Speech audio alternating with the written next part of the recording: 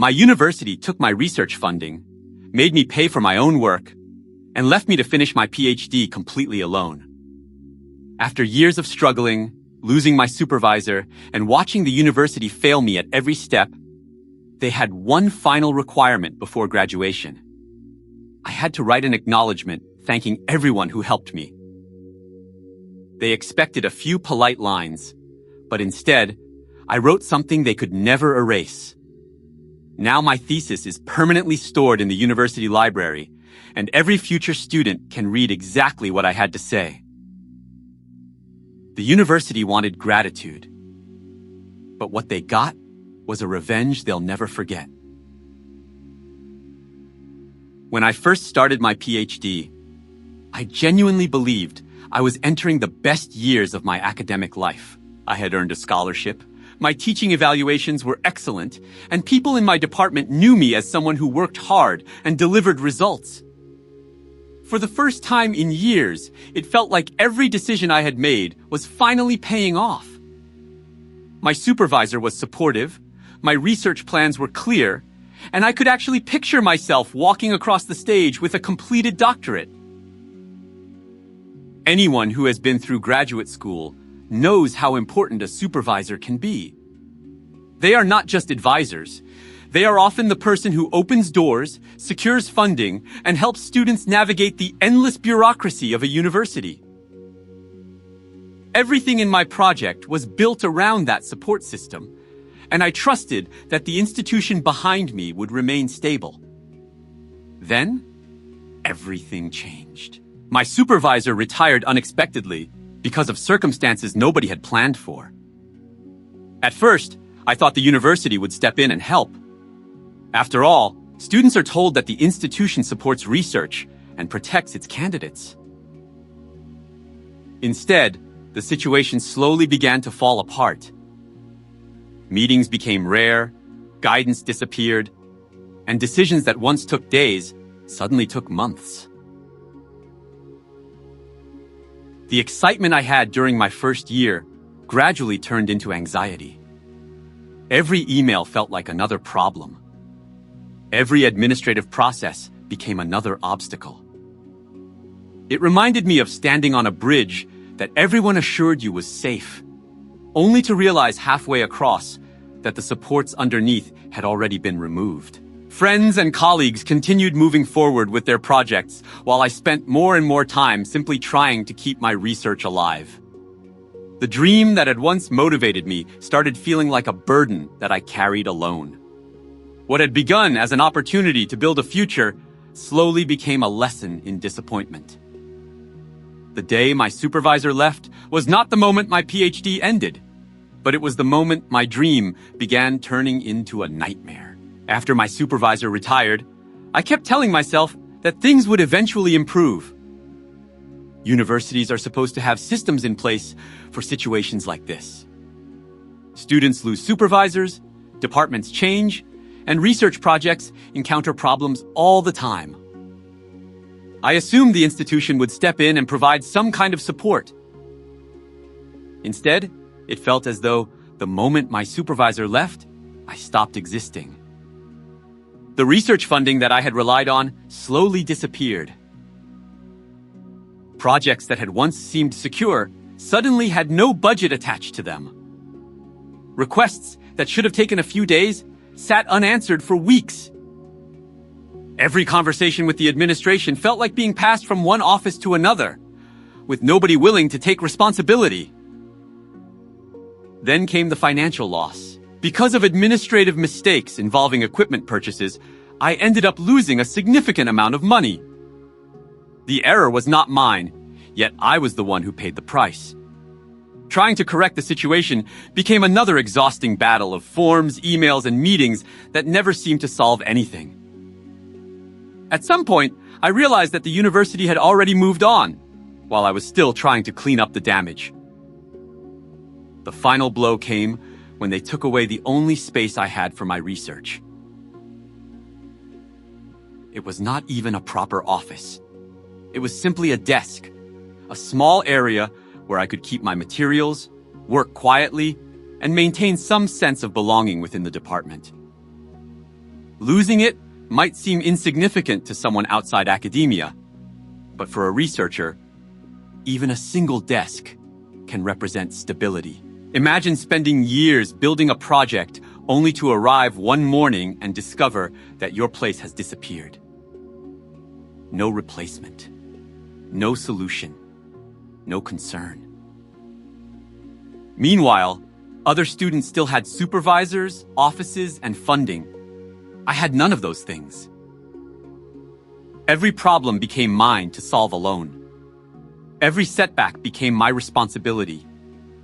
The institution that had welcomed me at the beginning now felt completely absent. Little by little, the university stopped feeling like a place that supported my education and started feeling like another obstacle standing between me and graduation. By the time I realized I was completely on my own, the university had already taken everything it could give me and left me to finish the journey alone. At some point, I stopped waiting for the university to fix things. Every email I sent asking for support seemed to disappear into a system that no longer cared whether I succeeded or failed. The funding was gone, the research space was gone, and the people who were supposed to guide me had either left or become impossible to reach. I realized that if this PhD was ever going to be completed, it would happen because of me and nobody else. Research is expensive in ways that most people never see. There are materials to purchase, equipment to maintain, software to access, and countless small expenses that slowly add up. When people imagine a PhD student, they often picture someone sitting in a library surrounded by books. In reality, many projects depend on money, resources, and institutional support. Without those things, progress becomes incredibly difficult.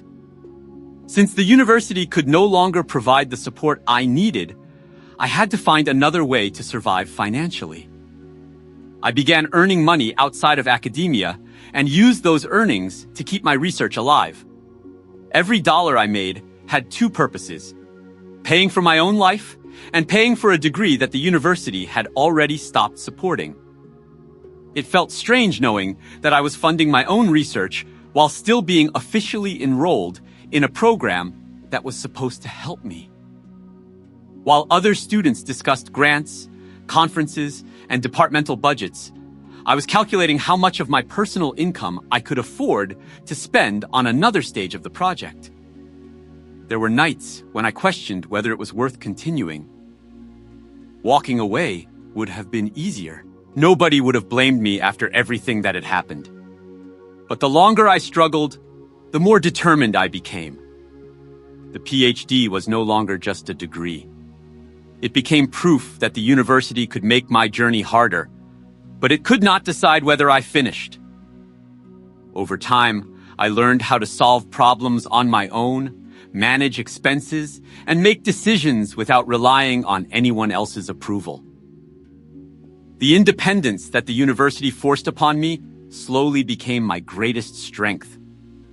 Ironically, the institution that was supposed to guide my success ended up teaching me how to succeed without it. In the end, the university may have abandoned my PhD, but they could not stop me from paying for my own future and finishing it anyway.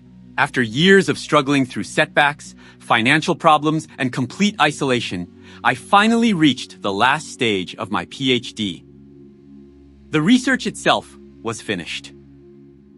The data had been analyzed, the chapters had been approved by my supervisors, and most of the difficult work was finally behind me.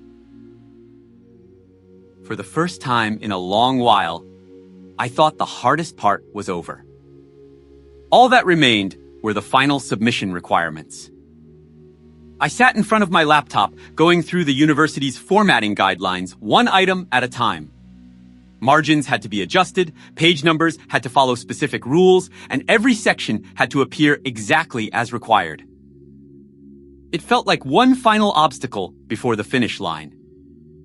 That was when I reached the acknowledgement section. The university's instructions made it very clear that acknowledgements were mandatory. Students were expected to thank everyone who had contributed to the success of their research. Most people probably saw it as a simple formality. A few polite sentences, a paragraph thanking supervisors, family, and the institution, and then move on. But as I read those instructions, I couldn't help feeling frustrated. I thought about the years I had spent trying to keep the project alive. I remembered losing funding, losing my workspace, and watching the university slowly disappear whenever I needed help. I remembered paying expenses myself and solving problems that should never have been my responsibility. The institution that now expected gratitude had contributed very little to the actual completion of my work. Yet, the rules were clear. If I wanted to graduate, the acknowledgement section had to be included. For a moment, I considered writing the standard paragraph that everyone writes. Something brief, professional, and forgettable. It would have been easier to thank the university, submit the thesis, and walk away forever. Many people in my situation probably would have done exactly that. But the more I stared at the requirement, the more ironic it became.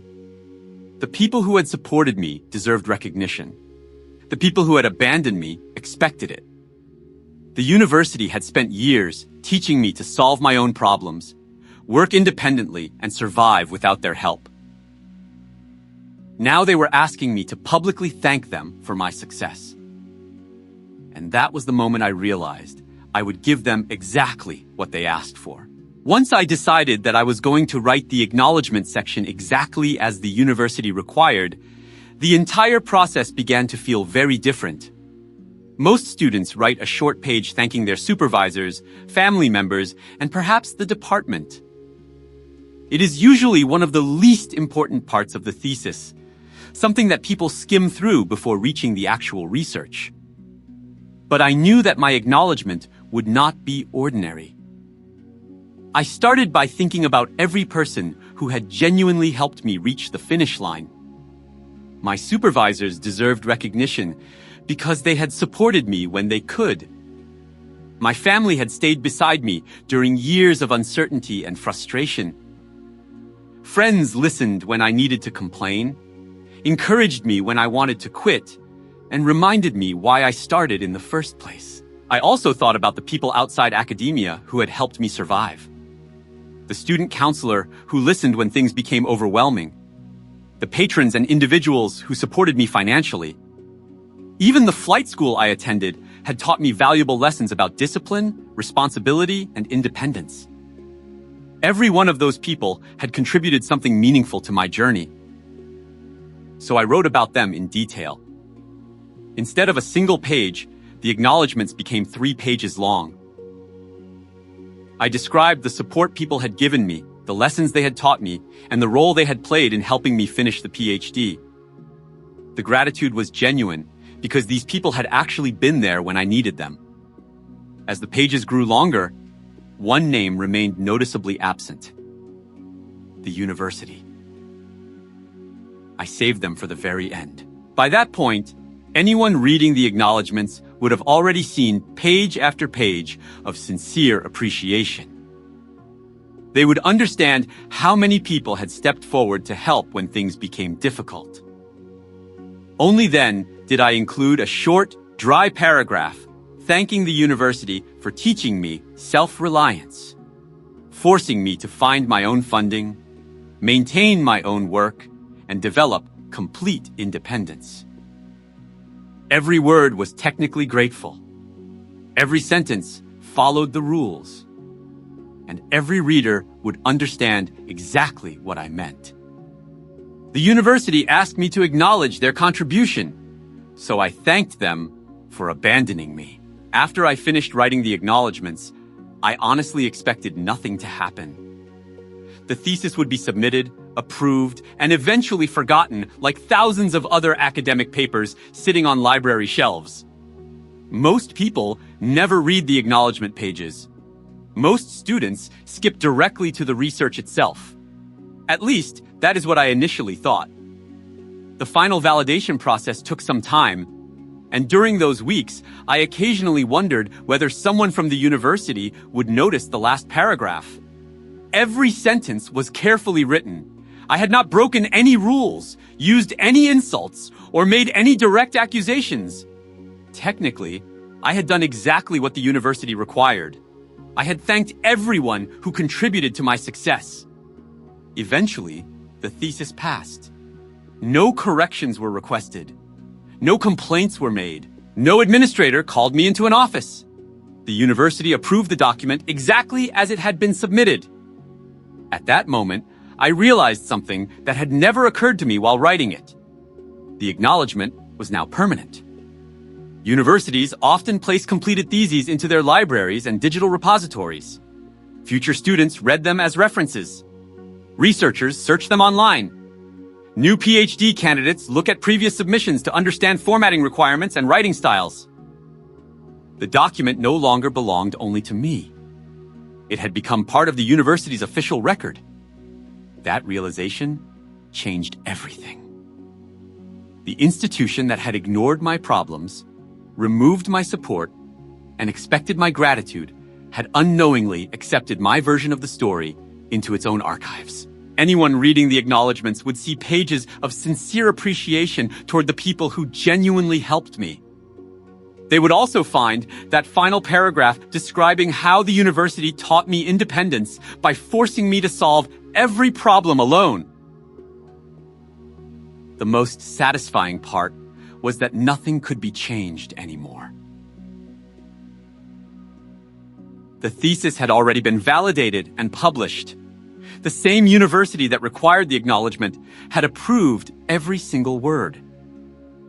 Years from now, students searching for examples of acknowledgements may stumble upon those pages. They may not even read the research itself, but they will read the story hidden inside the acknowledgements. They will see who truly helped and who simply expected credit. The university wanted a thank you note. Instead, they archived their own failure forever.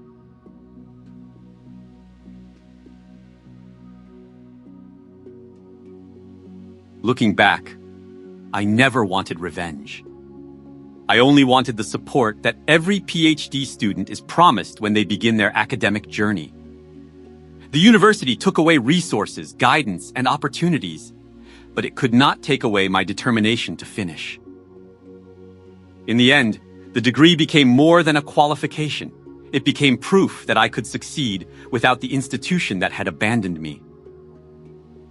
The acknowledgement section was never meant to hurt anyone, only to tell the truth. The university asked me to be grateful, and I was. I thanked everyone who stood beside me, and I left behind a reminder that some lessons are learned through abandonment.